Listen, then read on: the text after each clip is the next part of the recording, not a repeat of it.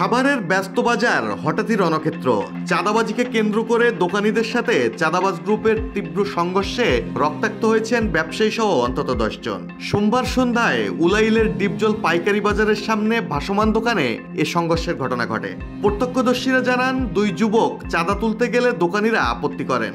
এক পর্যায়ে ওই যুবক মার্কেট কমিটির এক কর্মকর্তাকে রিকশায় তুলে নিয়ে যাওয়ার চেষ্টা করলে উত্তেজনা ছড়িয়ে পড়ে।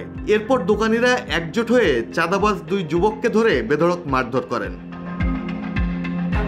সে সময় এলোপাতাড়ি মারপিটে ওই মার্কেটের এক কর্মকর্তা সহ দোকানীদের মধ্য থেকেও অন্তত 7 জন আহত হন। পরিস্থিতি নিয়ন্ত্রণে এলে আহত দোকানীদের উদ্ধার করে এনাম মেডিকেল কলেজ সহ বিভিন্ন হাসপাতালে ভর্তি করা হয়, আর দুই চাঁদাবাজকে ভর্তি করা হয় পলাশ ডায়াগনস্টিক সেন্টারে। RICL TMX, যুগের পর যুগ স্থাপনা থাকে মজবুত। মার্কেটের সাধারণ সম্পাদক খুব জানিয়ে বলেন, চাঁদাবাজদের কারণে আমরা অসহায়, তারা যখন তখন এসে টাকা দাবি করে।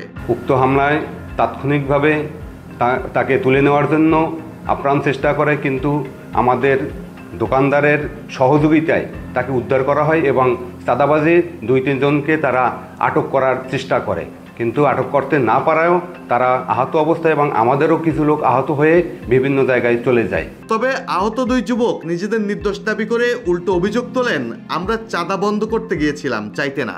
অন্যদিকে সাভার মডেল থানার ওসি জুয়েল মিয়া বলেন, মারপিটের ঘটনায় এখনো লিখিত অভিযোগ পাননি তিনি। অভিযোগ পেলে তদন্ত করে আইনগত ব্যবস্থা নেওয়ার আশ্বাস দেন তিনি।